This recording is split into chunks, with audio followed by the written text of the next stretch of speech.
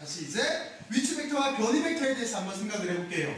먼저 여러분들은 아까 제가 몇 번 언지를 줬는데 위치 벡터라고 하는 자체는 뭐냐면 먼저 여기 차가 있어요. 우리가 이 차까지의 위치를 알고 싶어요. 그러면 먼저 기준점이 있어야 되겠죠? 근데 기준점은 어떤 걸 이용해서 기준을 잡아야 돼요? 맞아요. 좌표를 이용해서 기준을 잡아야 돼요. 이렇게 X축과 Y축으로 좌표를 이용해서 기준을 잡았어요. 그리고 이 차의 위치까지 화살표를 그릴 거예요. 그런데 차가 이렇게 돼 있다면 차가 이렇게 모양새를 가지고 있어요. 그러면 도대체 어디에다가 화살표를 그려야 될까요? 이것처럼 뒷바퀴에다 그려야 될까요? 아니면 앞바퀴에다 그려야 될까? 어디에다 그려야 될까요?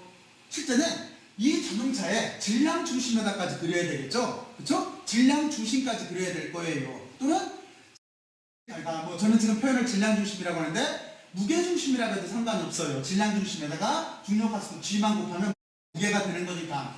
하여튼 실제는 이 자동차의 질량 중심이 아마 이쯤에 있다라고 한다면 거기까지 벡터를 그려야 될 거예요. 그래서 우리가 앞으로 계속 큰 소리를 말했더니 목소리가 잠기네요. 자, 그러면 그래서 앞으로는 어떻게 할 거냐면 이렇게 할 거예요. 여러분들은 바로 이런 문제를 해결하기 위해서 이렇게 물체를 입자로 바꿀 거예요. 입자로 바꿔놓고 거기까지 그릴 거예요. 이 입자가 지칭을 하는 거는 이 자동차의 질량 중심 또는 무게 중심의 위치예요. 자, 그럼 이렇게 되겠죠. 논리는 실제 이런 어떤 물체가 있다라고 했을 때 우리는 그림을 이렇게 바꿀 거예요. 먼저 좌표를 그리고 기준을 잡아야 되기 때문에 그리고 여기에다가 무게 중심을 점으로 표현을 할 거예요. 근데 물리학에서는 점이라는 용어를 안 쓰고 이거를 입자라고 해요. 그러면 수학적인 점과 입자 사이에는 어떤 차이가 있을까요? 이걸 이렇게 생각하면 돼요. 수학적인 점이라고 하는 거의 정의는 위치는 있고 크기가 없는 거예요. 근데 물리적인 입자라고 하는 자체는 위치는 있고 크기도 약간은 있는 거예요. 그리고 또 하나 질량도 있는 거예요. 바로 이런 식으로 그러니까 여러분들은 어떻게 생각하면 되는 거냐면 아주 작은 쇠구슬 같은 걸 생각을 하면 되는 거예요. 이게 약간 차이점이 있어요. 그래서 저는 앞으로 얘기할 때 수학적으로 점이 있어요 라고 하지를 않고 입자가 있어요 라고 할 거예요. 지금 이 자동차를 아주 질량 중심으로 쭉 압축을 해서 작은 쇠구슬처럼 표현을 해놓은 거예요.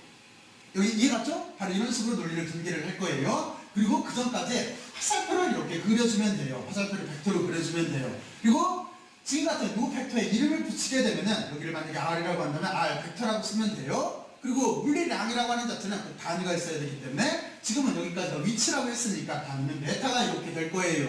자, 그러면 이게 기본적인 내용이에요. 자, 그러면 변이 벡터가 뭔지를 생각을 해보죠. 변이 벡터라고 하는 자체는 다시 여러분들이 상상을 해봐요. 이 점에 대비가 있어요. 대비가 A점에 있다가 대비가 이동하기 시작을 했어요. 그거를 앞에서 카메라로 찍는다고 생각을 해봐요. 대비가 쭉 이동을 해서 마음대로 이렇게 움직이다가 이 점에 와서 딱 섰어요. 그러면 변이 벡터는 어떻게 그리면 돼요? 아까 그랬잖아요. 이동 경로를 무시를 하고 벡터라고 하는 자체는 무조건 시작과 끝점에 최단거리를 이어주면 된다고 그랬잖아요. 그러니까 대비가 이렇게 이동을 해서 여기 섰더라도 우리는 시작점과 끝점을 이어주면 될 거예요. 근데 표기법은 어떻게 할 거냐면 그래서 그 벡터가 이게 변이 벡터가 되는 거예요. 근데 이 변이 벡터를 우리는 위치 벡터를 이용해서 표현할 수가 있어요. 어떻게 하면 되는 거냐면 저쪽 논리대로 좌표를 잡고 그리고 기준점을 잡을 거예요. 그리고 벡터를 그릴 거예요.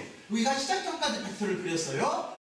시작점부터 여기 기준점부터 시작점까지 그렸기 때문에 저쪽에 있는 기준처럼 여기는 위치 벡터가 되는 거예요. 그리고 이쪽은 끝점까지 벡터를 그렸어요. 여기도 위치 벡터가 되는 거예요. 그러면 여기는 변이 벡터라고 하는 자체는 이렇게 되겠죠? 변이 벡터라고 하는 자체는 원래식대로 쓴다라고 한다면 지금 벡터 경로를 따라갈게요. 벡터 경로는 이렇게가 같은 방향으로 연결되어 있어요. 그리고 이 벡터가 있어요. 그러면 우리는 여기 요 벡터를 이렇게 쓸 수가 있어요. 다시 말해서 초기 위치 벡터, 그리고 변이 벡터, 그리고 이게 결과 벡터가 이렇게 될 거예요.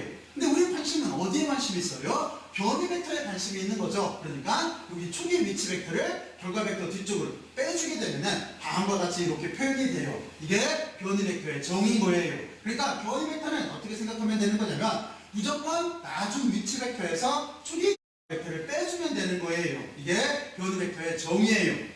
그리고 기호는 여기 삼각형을 이렇게 붙일 거예요. 앞으로 어떤 벡터 앞에 또는 어떤 스칼라 앞에 이렇게 삼각형 값이 있게 되면은 변이구나 라고 생각을 하면 되는 거고, 변이는 무조건 나중 위치에서 초기 위치를 빼주면 된다고 생각을 하면 돼요. 그리고 단위는 붙여주면 되는 거예요.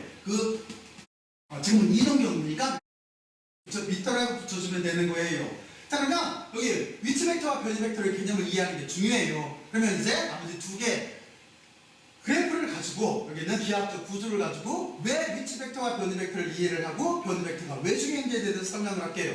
자, 그러면 먼저 한 가지를 봐요. 지금 이거는 뭐냐면 여러분들이 여기 자동차를 질량 중심으로 위치 벡터를 그린 거예요. 이게 여러분들이 쓰고 있는 좌표계예요. 여러분들이 여기에서 자동차를 관찰하는 거예요. 그러면 틀림없이 여러분들은 위치 벡터를 이렇게 그릴 수밖에 없어요. 그죠? 근데 만약에 여러분들 친구가 또 이 자동차까지 위치 벡터를 그려요. 여러분들 친구가 거리를 두고 떨어져 있어요. 그러면 이 친구는 자기 나름대로의 좌표계가 있을 거예요. 그리고 여기 자동차까지 위치를 그렸어요. 그럼 어떤 문제가 생겨요? 쉽게 말해서 위치 벡터는 이렇게 가지고 있는 좌표계에 따라서 서로 달라질 수가 있어요. 그 점을 이해를 하고 있어야 돼요. 근데 여러분들이 만약에 변이 벡터라고 하는 걸 이해를 하고 사용을 하게 되면 어떻게 되는 거냐면 변이 벡터는 여러분들이 만약에 자동차가 여기서부터 이쪽으로 이동을 해갔어요. 그러면 변이 벡터는 여기 있는 얘가 될 거예요. 그러면 여러분들이 가지고 있는 기준점부터 시작점까지 그리고 기준점부터 끝점까지 벡터를 그렸어요. 그리고 변이 벡터가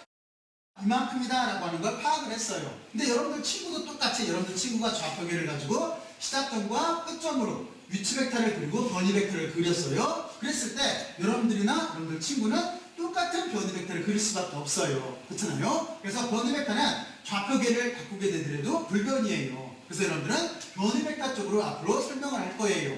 이쪽을 이해를 하고 이쪽을 응용할 수가 있어야 돼요. 그러면 두 가지 차이점을 머릿속으로 한번 생각을 해봐요. 위치 벡터라고 하는 자체는 관찰자에 따라서 위치 벡터에 바뀔 수가 있어요. 하지만 변이 벡터라고 하는 자체는 관찰자에 따라서 바뀌지가 않아요.